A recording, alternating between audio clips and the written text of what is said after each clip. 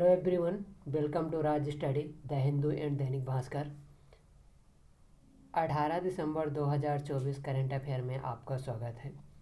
तो आज के महत्वपूर्ण जितने भी चर्चा में रहने वाला टॉपिक है, तो इसमें जैसे एक राष्ट्र एक चुनाव।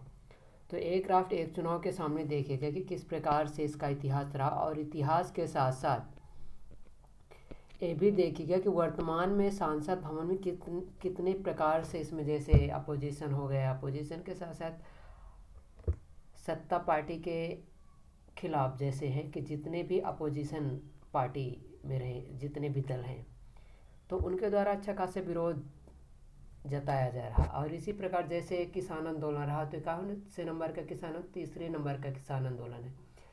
जैसे जब हरियाणा से दिल्ली आते तो पता है क्या करते, किसानों की इतनी समस्याएं रहती कि सरकार कभी सुनने के लिए तैयार नहीं रहती। पता है क्यों? जो शंभू बॉर्डर है ना, दिल्ली हरियाणा से दिल्ली प्रवेश करने का, शंभू बॉर्डर पर पुलिस लगी रहती, और पुलिस क्या करती, किसानों की यात्रा को कंट्रोल करने के लिए क्या करते पता है? वो ये क्या करते कि आंसू गैस के गोले दागते। उसमें किसानों की हालत इतनी बदतर हो जाती कि कुछ कहने लायक नहीं रहता। तो ये देखिएगा कि one nation one election bill का रहा, तो अब चर्चा में इसलिए रहा। पहले देखिएगा कि आखिरकार क्यों चर्चा में रहा। तो देखिएगा जैसे रहता है कि इंडियन कॉन्स्टिट्यूशन मतलब संविधान संशोधन विधेयक नंबर कौन सा है, 2129।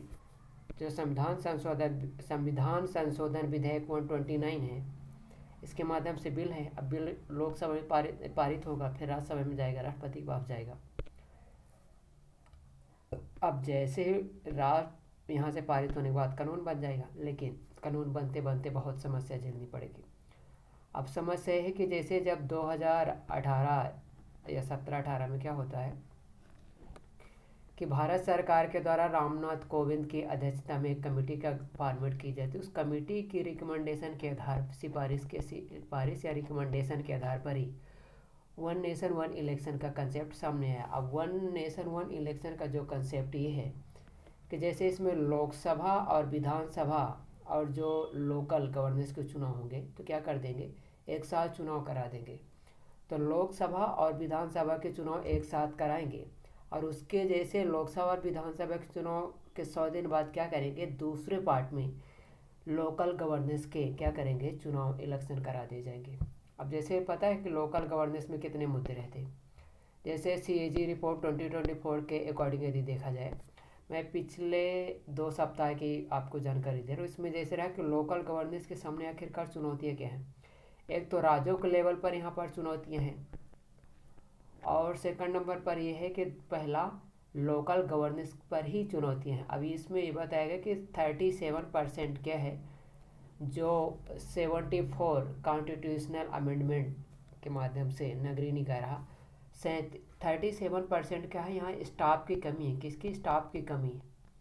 और दूसरी बात, जो यहाँ बजट अनुदान जो ग्रांट दिया जाता है सेंट्रल गवर्नमेंट के द्वारा, आर्टिकल नंबर 275 के अकॉर्डिंग, तो उसके माध्यम से जो ग्रांट दिया जाता, तो उसका पता है कितने परसेंट मात्र उपयोग कर, मात्र ओनली 61% उपयोग कर रहे हैं। तीसरे नंबर का क्या है, अब सेकंड नंबर के जो पार्ट 2 में इसकी प्रॉब्लम है, तो इसके जो सामने जो इशू है, तो पहला इशू ये है कि जो यहाँ की गवर्नमेंट है, तो क्या करती है कि जैसे election commission, state election commission, तो क्या करती है कि स्टेट इलेक्शन कमीशन का गठन ही नहीं करती। इंडिया के बहुत से ऐसे राज्य हैं। और दूसरा क्या है कि यहाँ प्रशासनिक ब्यूरोक्रेसी का एक प्रकार से इफेक्ट रहता है। तो ये अलग मुद्दा है। तो ये देखिएगा कि आखिरकार ये रहा। तो पहले चरण में रहा कि लोकसभा और राज्यसभा, और जैसे लोकसभा और राज्यसभा के आम चुनाव के बाद क्या होगा, 100 दिन के बाद लोकल निकाय के, पंचायती और नगर पालिका निकाय के चुनाव करा लिए जाएंगे। लेकिन यदि ये ऐसा नहीं है कि ये भारत के इतिहास में पहली बार एक कंसेप्ट आया इतिहास में। 1951-52 से लेकर 1960 से 67 के बीच में जैसे रहा कि लोकसभा और विधानसभा के चुनाव एक साथ कराए जाते थे। लेकिन समस्या एक है कि जैसे जैसे 1962, 65, 66, तो क्या है कि 1962 से 65 से लेकर क्या है, कांग्रेस के भीतर अच्छा खासा तोड़ फोड़ चलने लगा था। तो तो एक कांग्रेस ओ और कांग्रेस आर, दो कांग्रेस बन गई थी। जैसे के कामराज रहते, के कामराज कांग्रेस के स्पीकर थे वो, और जैसे के कामराज भी चाहते थे 1967-66 में कि क्या हो जाए, वो भी प्रधानमंत्री बने, लेकिन इंदिरा गांधी मौका ही नहीं दिए।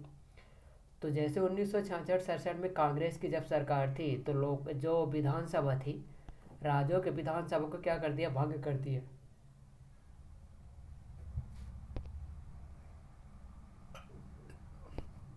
और भंग करने के साथ क्या होता है कि तब से अलग अलग चुनाव आयोजित किए जाने लगे थे।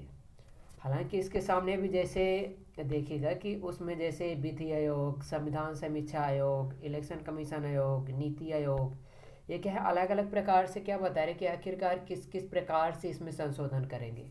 हालांकि वर्तमान में सत्ताधारी यानी कि वर्तमान गवर्नमेंट की सरकार जो है, वो तो चाहते हैं कि संशोधन करके जल्दी लागू कर दें। तो देखिए कि उन जैसे आर्टिकल नंबर 83 में सांसद के जो सदन हैं, दोनों सदनों की अवधि में क्या करना पड़ेगा, उसमें अमेंडमेंट करना पड़ेगा। इंडिया कॉन्स्टिट्यूशन के आर्टिकल नंबर 85 के अंडर में क्या क्या करना पड़ेगा, इसमें भी संशोधन करना पड़ेगा, लोकसभा का विघटन करना। जबकि इंडिया कॉन्स्टिट्यूशन के आर्टिकल नंबर 172 में विधानसभा की जो अवधि है, और 174 में 85 के सम इक्वल ही विधानसभा का जो 10 ओवर दिया गया, उसको भी रिजोल्व करना पड़ेगा। अभी ये तो है ही है, ये संशोधन है। वन नेशन वन इलेक्शन के बारे में भी देखिएगा, जैसे बेल्जियम, स्वीडन, दक्षिण अफ्रीका, अमेरिका, कनाडा, ये क्या है, एक साथ इलेक्शन होते हैं। लेकिन अब मुद्दे कौन कौन से मुद्दे देखिएगा। मुद्दे तो हैं कि एक क्या है, एक प्रकार से कहीं ना कहीं कि जैसे इकोनॉमिक लेवल पर यदि देखा जाए तो इकोनॉमिक समस्या आ ही जाना है। दूसरा, जो प्रशासनिक ढांचा है, तो इसमें क्या है, साइकोलॉजी लेवल पर देखा जाए तो मानसिक दबाव इसमें बढ़ेगा। और तीसरा है कि संविधान संशोधन करना इतना आसान भी नहीं है। और इसमें ये भी है कि हो सकता है कि जो व्यक्ति जो मतदाता है, जो विधानसभा में जिस पार्टी को मत दे रहा है, लोकसभा में उसी को जाके मतदान कर देगा, तीनों लेवल पर। और ये भी है कि इसमें जो मतदानकर्ता के सामने कहीं ना कहीं नैतिक दुविधा की समस्या सामने आ जाती है। और क्या है, इसे जैसे इंफ्रास्ट्रक्चर का इंफ्रा को लेकर कहीं ना कहीं एक प्रकार से मुद्दे सामने आएंगे।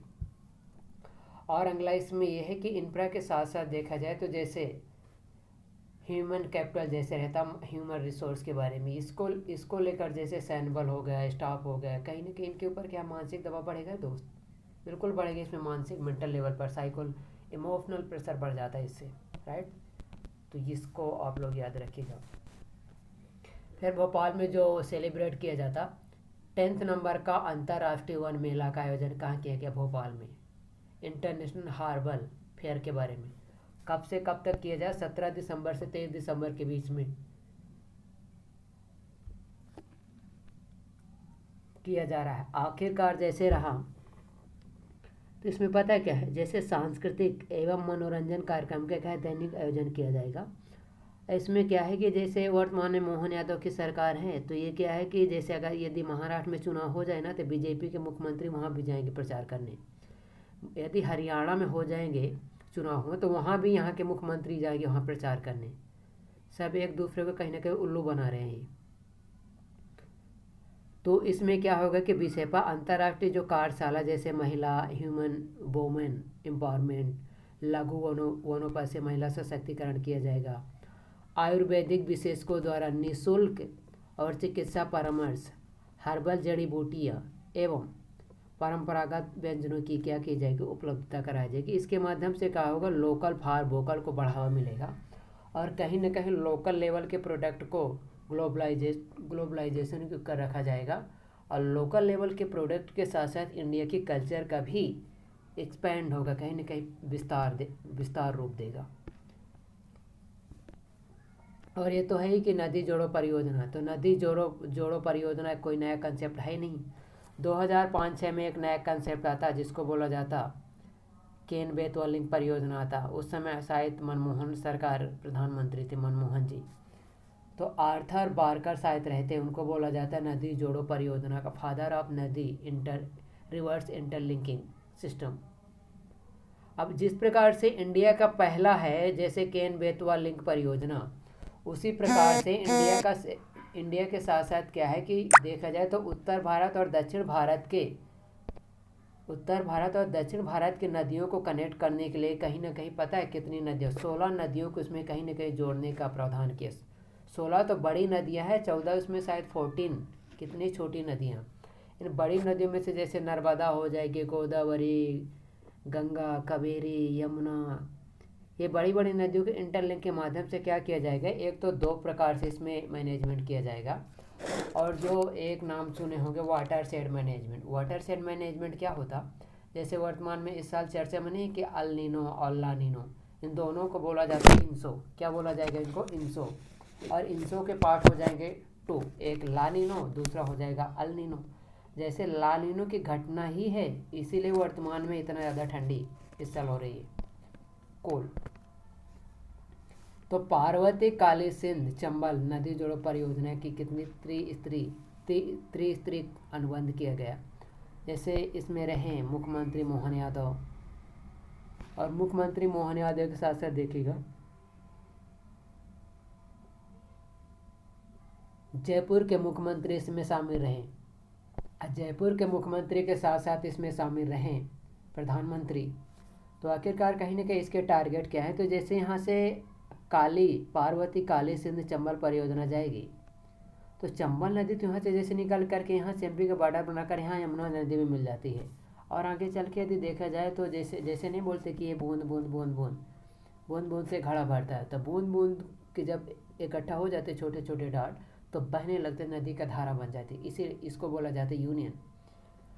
तो इसमें क्या होता है कि 2 प्रकार से इसमें लाभ हो गए। जैसे यदि यहाँ बाढ़ आ रही है इसमें और यहाँ सूखा हो रहा है, तो यहाँ का पानी यहाँ भेज देंगे तो यहाँ का बाढ़ कंट्रोल हो जाएगा, यहाँ सूखा है ना, दोनों के लिए लाभ। तो परियोजना से मालवा और चंबल के 11 जिलों में जैसे गुना, शिवपुरी, सीहोर, देवास, राजगढ़, उज्जैन, आगर मालवा, मंदसौर, शाजापुर, ये क्या है कहीं ना कहीं एक प्रकार से क्या किया जाएगा कि रेन वाटर हार्वेस्टिंग की तरह क्या किया जाएगा कि वाटर शेड मैनेजमेंट किया जाएगा। और जैसे एक है 2024 में भारत सरकार के द्वारा एक कंसेप्ट लाया गया, जो भारत के महिला एवं विकास मंत्री हैं, महिला कल्याण एवं विकास मंत्री, उनके द्वारा बाल विवाह भारत मुक्त अभियान की शुरुआत की गई। बाल विवाह भारत मुक्त अभियान, इसका आखिरकार ये क्यों लाया गया, इसके पीछे कारण क्या है, तो आखिरकार क्या है, एक प्रकार की सेंटर सेक्टर स्कीम है। दूसरा इसमें यह है कि सेंटर सेक्टर स्कीम के साथ साथ इसमें क्या है कि वर्तमान में देखा जाए तो बाल विवाह पता है कितने % होते, 15% बाल विवाह होते हैं। इनका टारगेट है कि 2029 तक बाल विवाह को 0 कर दिया जाए, यानी कि कम कर दिया जाए, 5% लाने का टारगेट रखा गया है। इंडिया में वर्तमान में देखा जाए तो वर्तमान समय में यदि देखेगा कि वर्तमान में कौन कौन सी चुनौतियां हैं बाल विवाह को लेकर, जैसे छोटे 15 से 16 साल की एज में लड़कियों की आयु हो गई। जैसे हिमाचल प्रदेश शायद इंडिया का पहला ऐसा स्टेट है जिसके द्वारा लड़कियों की जो शादी की आयु रखी गई है वो रखी गई, पता कितना कर दिया, 21 कर दिया गया। ये बिल्कुल सही कर दिए है। लेकिन कहीं ना कहीं जैसे जनजाति लोकल लेवल के जो कानून होते, तो ये क्या है कि नेशनल लेवल कानून को लागू करने के सामने एक प्रकार के मार्ग में अवरोधक का काम कर देते हैं। तो इसी को लेकर कहीं ना कहीं विवाद हो जाते। तो टारगेट क्या था, तो यहाँ तक का टारगेट है, ठीक है। और अगला यह है वही बाल विवाह रोकने के लिए। तो ये क्या है कि एक प्रकार ऐसा नहीं कि हम एक पर्सनल व्यक्ति बाल विवाह रोक लेगा, हमें मतलब ग्रुप में कलेक्टिव रूप में एक साथ मिल करके क्या करना पड़ेगा, प्रयास करना पड़ेगा। ये है passive learning versus active learning. अब पैसिव लर्निंग क्या होती है, जैसे किताब से परिभाषा रट लिए, लिस्ट कर लिए, लिख लिए, डिस्क्रिप्शन कर दिए, डेमोन्स्ट्रेट कर दिए, प्रैक्टिस कर लिए, रिपीट कर लिए, रिवीजन कर लिए, इसको बोलते हैं पैसिव लर्निंग।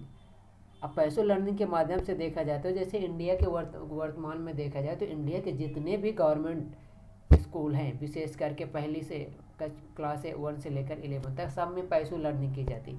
जबकि एक्टिव लर्निंग क्या है, एक्टिव लर्निंग में रहता है कि बच्चों को, जितने भी स्टूडेंट रहते हैं तो उनको एनालाइजिंग करना, प्रॉब्लम सॉल्विंग करना, प्लानिंग करना, प्रेडिक्शन करना, क्रिएटिव करना, प्रोड्यूस करना, कॉन्ट्रैक्ट करना, डू करना इत्यादि आदि आदि प्रकार से मतलब कि उनके कॉग्निटिव डेवलपमेंट किया जाता है जब एक्टिव लर्निंग के माध्यम से। अब एक्टिव लर्निंग के माध्यम से जो प्रॉब्लम सॉल्विंग करना, स्ट्रेस का मैनेजमेंट करना, क्रिएटिव करना, डिस्पर्जन थिंकिंग करना, क्रिटिकल थिंकिंग करना, सॉफ्ट स्किल का इसी प्रकार से डेवलपमेंट कर दिया जाता है। और यही काम आता है कॉम्पिटिटिव लर्निंग में, कॉम्पिटिटिव एग्जाम में। तो इसको आप लोग याद रखिएगा। गरीब युवा किसान एवं महिलाओं की समृद्धि के लिए नए अवसरों का मध्य प्रदेश। ये क्या है? जन कल्याण पर्व कब से कब तक सेलिब्रेट किया जाएगा 11 दिसंबर से लेकर 26 दिसंबर 2024। जबकि मुख्यमंत्री जन कल्याण अभियान की शुरुआत की जाएगी 11 दिसंबर से लेकर 26 जनवरी 2025 तक। ठीक है, इसमें अंतर समझ में आना है कि ये दिसंबर में ख़त्म हो जाएगा, 15 दिन तक चलेगा। जबकि कितने दिन चलेगा? ये चलेगा करीब 50 दिन। तो महिलाओं और युवाओं के लिए कहीं ना कहीं कल्याणकारी काम किए जाते हैं।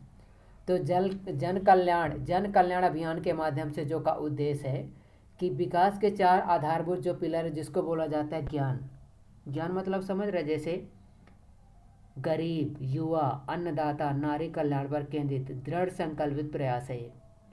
केंद्र सरकार और राज्य सरकार के 100% सेचुरेशन की चिन्हित की जाएगी। हितग्राहियों में क्या किया जाएगा? योजनाओं तथा लक्ष्य आधारित योजनाओं में हित लाभ प्रदान किया जाएगा।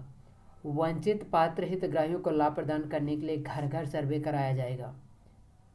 चिन्हित सेवाओं का अभियान के दौरान शिविरों के माध्यम से प्रदाय सुनिश्चित करना। हितग्राही मूलक योजनाएं, लक्ष्य आधारित योजनाएं, सेवाएं, जन कल्याण पर्व।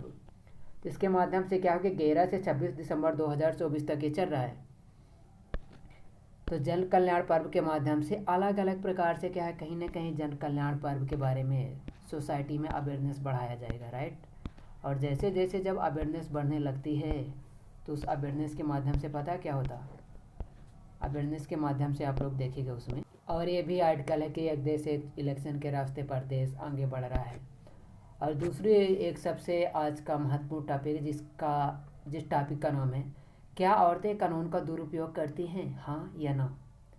यदि NCRB national crime bureau report के अकॉर्डिंग देखा जाए तो 2017 से लेकर एनसीबीआर के अकॉर्डिंग देखा जाए तो देखिए कि कितने आज सुसाइड किए गए हैं, महिलाओं के साथ कितने अपराध किए गए हैं और पुरुषों के द्वारा कितने सुसाइड किए गए हैं।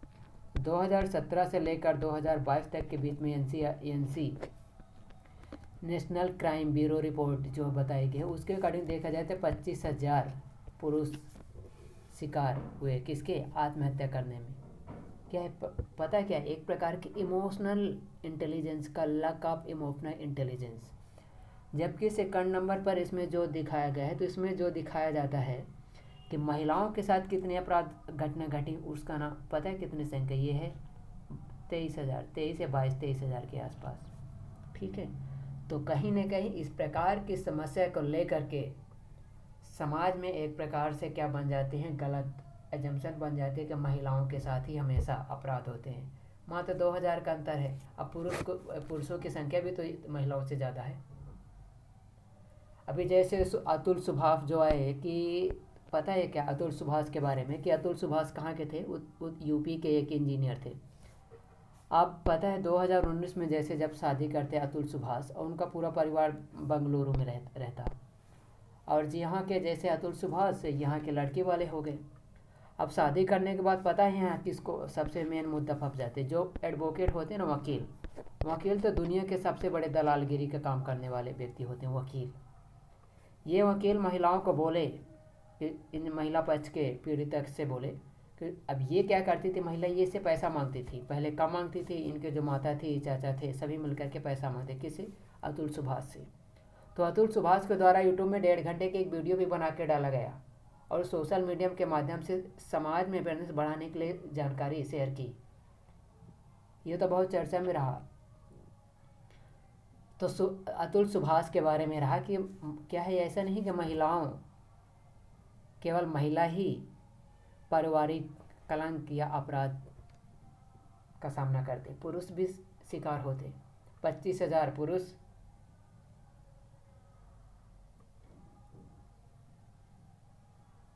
टोटल NCBR के अकॉर्डिंग देखा जाए तो ये इसमें आंकड़े दिए हैं।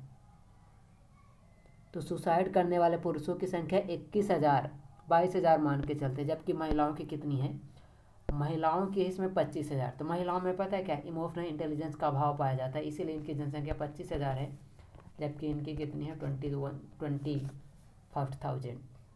अब 25,000 और 21,000, 4,000 का अंतर है, इसमें 22,000, मात्र 3,000 का अंतर।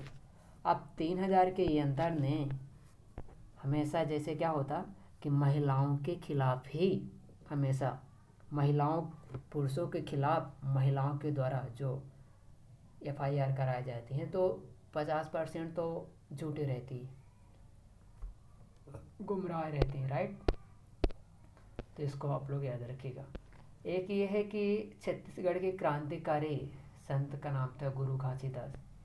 ये गुरु घासीदास 17-18वीं शताब्दी में क्या रहते, एक प्रकार के क्रांतिकारी मान लें या आध्यात्मिक व्यक्ति रहे, दर्शन के बारे में रहे, जिनके द्वारा क्या किया जाता है, जो वहाँ के लोकल लेवल थे उनको क्या किया जाता है, आध्यात्मिक शिक्षा देते थे, उपदेश देते थे।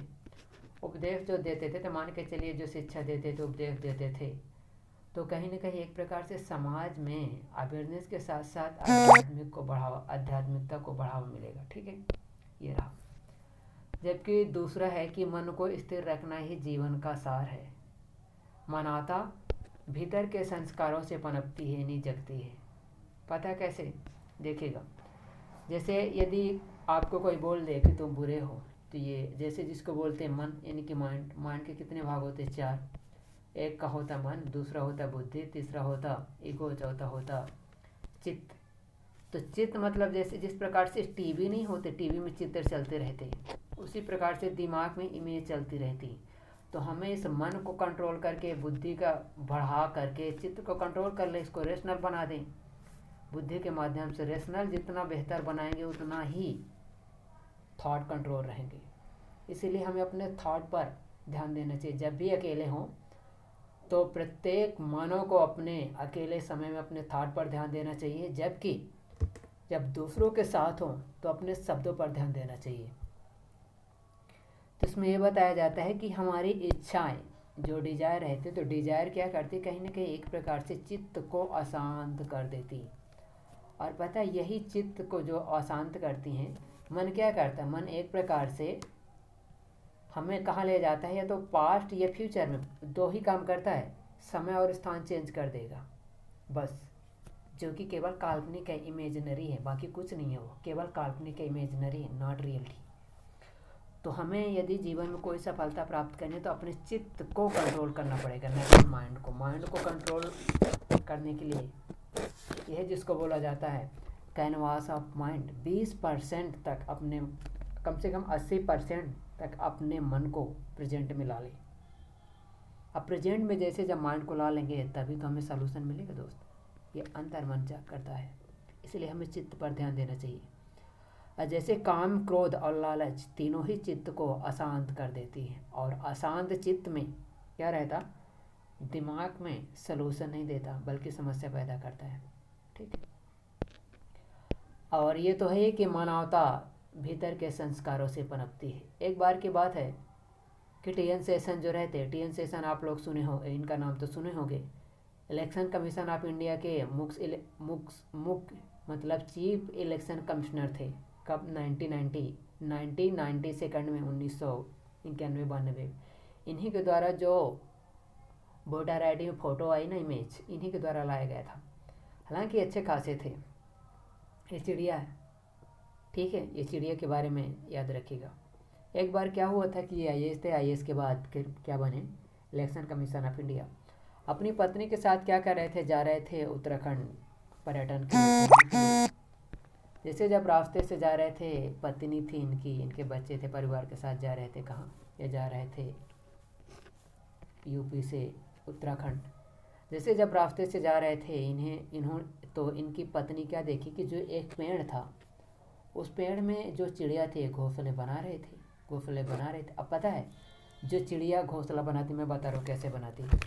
जैसे चिड़िया ऐसे घोंसला बनाएगी ना, तो इसको थोड़ा सा ऐसे करके घोंसला बनाएगी, ऐसे। पता है ऐसे क्यों बनाती? यहाँ से खुला रहेगा, यहाँ से आते जाएगी, यहाँ से खुला रहेगा, और यहाँ क्या कर देगी, इसको पेड़ में बांध देगी, पेड़ में लपेट देंगे, और यहाँ अंडे रख देती हैं। तो जो टीएन शेषन रहा, तो टीएन शेषन की वाइफ बोली कि बच्चे को बोली कि तुम जाओ, एक चरवाहा था बच्चा, उसको बोले कि जाओ तुम पेड़ में चढ़ करके घोंसले ले आओ। बच्चा मना कर दिया। इसके बाद टीएन शेषन बोले कि जाओ, चले जाओ, फिर भी मना कर दिया। इतने पुलिस वाले बोले कि अरे ये जज साहब हैं, जाके कर दो, नहीं तो तुम्हें जेल भेजवा देगी। बच्चे के चित्त में अशांति हो गई। जैसे जब चित्त अशांत हुआ, उसको लगा यार करना चाहिए। आके टीएन शेषन से बोला कि यदि मैं घोंसला तोड़ दूंगा ना, आपको दे दूंगा, तो जो यहाँ की चिड़िया है ना, अभी शिकार करने गई है और उनके बच्चे यहाँ हैं, यदि मैं इनके पिंजरे को तोड़ दूंगा, घोंसले को, जब वो आएंगी तो उनके बच्चे नहीं रहेंगे, उनका चित्त अशांत हो जाएगा और मैं पाप का भागीदार हो जाऊंगा।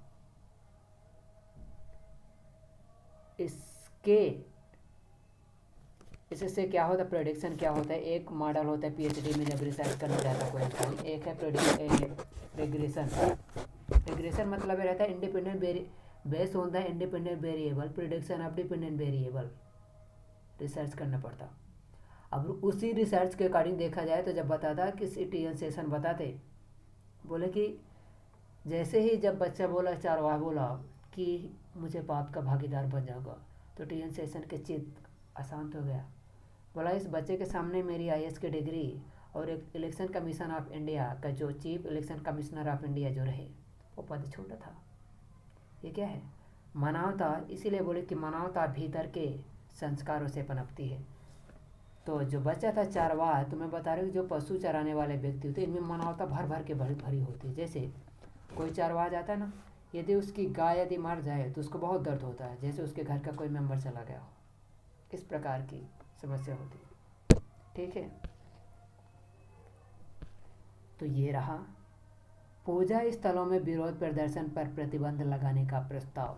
ये क्या है, ये पता क्या है, धार्मिक स्थलों का वैज्ञानिक अध्ययन कराने के लिए क्या है कि 1991 में धार्मिक पूजा स्थल वर्शिप एक्ट आता शायद, उस एक्ट के माध्यम से क्या होता है कि धार्मिक पूजा स्थलों का वैज्ञानिक एक्ट के 1991 का है। इसके माध्यम से सुप्रीम कोर्ट के द्वारा 2022 में जो जजमेंट सुनाया गया था, तो उसके अकॉर्डिंग यदि देखा जाए तो उसमें ये था कि जितने भी धार्मिक स्थल हैं, जैसे आप लोग देखो संबलपुर नहीं, संबल कहाँ है, ये है यूपी में। संबल के शाही जामा मस्जिद का वहाँ, जैसे धार की जामा मस्जिद, कमाल पासा मस्जिद, ये क्या है, ये है कि जैसे मिडाइबल हिस्ट्री में रहता है कि मिडाइबल हिस्ट्री में जैसे जब मुस्लिम आक्रमणकारी आते तो हिंदुस्तान के जितने भी मंदिर थे उनको तोड़ करके, बेस को नहीं तोड़े, केवल स्ट्रक्चर को ऊपर का तोड़ करके उसको मस्जिद के रूप में कर दिए। तो सुप्रीम कोर्ट के द्वारा क्या बताया गया कि किसी भी धार्मिक स्थल का मतलब रेशनलाइज यानी साइंटिफिक तरीके से स्टडी कराया जा सकता है, लेकिन इससे नहीं है कि वो धार्मिक स्थलों के उल्लंघन कर रहे हैं, नहीं, उल्लंघन नहीं माना जाएगा। इसलिए संभल के शाही जामा मस्जिद का वैज्ञानिक तरीके से वहाँ का क्या किया जा रहा है, सर्वेक्षण कराया जा रहा है, स्टडी कराया जा रहा है। अब कौन कराएगा, आर्कोलॉजिकल सर्वे ऑफ इंडिया के द्वारा। आर्कोलॉजिकल सर्वे ऑफ इंडिया की स्थापना हुई थी 1861 में। अलेक्जेंडर कनिंघम इसके पहले हेड बने थे और 1921 में जॉन मार्शल इसके हेड बने थे। जॉन मार्शल के लीडरशिप में ही 1921 में क्या हुआ था कि हड़प्पा सभ्यता की खोज करने के लिए राखाल दास बनर्जी और दयाराम साहनी निकले थे। ठीक है, तो ये रहे आज के हमारे टॉपिक। तो वीडियो को लाइक एंड सब्सक्राइब अवश्य करिएगा, राइट। और कल से हम लोग क्या करेंगे कि MPPSC में जितने भी यूनिट हैं तो मैं धीरे धीरे क्या करूँगा, PDF इसमें दूंगा। जैसे कल इसमें रहेगा कि PDF में आपको मैं दूंगा शायद कल से मैं इसमें चालू करूँगा कि जो करंट अफेयर के टॉपिक रहेंगे, करंट अफेयर के टॉपिक देखेंगे, ठीक है। करंट अफेयर के जो टॉपिक हैं वो करंट अफेयर के टॉपिक में से जैसे कल स्कीम है कि भारत और सेंटर की और स्टेट की जितनी भी स्कीम है, स्कीम के बारे में देखेंगे। जितनी स्कीम है तो उनकी डेट हमें याद रखना है। विशेष करके जो MPPSC का सिलेबस है उस सिलेबस में चाहे जनजातियों से संबंधित नायक हो, धार्मिक स्थल हो, मेला हो, संस्थान हो, पूजा स्थल हो, पुरस्कार हो, अवार्ड हो, खेल संस्थान हो, उनसे संबंधित कोई अन्य पर्सनालिटी जितने भी प्रोमोनेंट पर्सनालिटी शेड्यूल तो सब के बारे में, प्रोमिनेंट पर्सनालिटी के बारे में स्टडी करना है, डीपली स्टडी करना है, right. Thank you very much for watching of this video.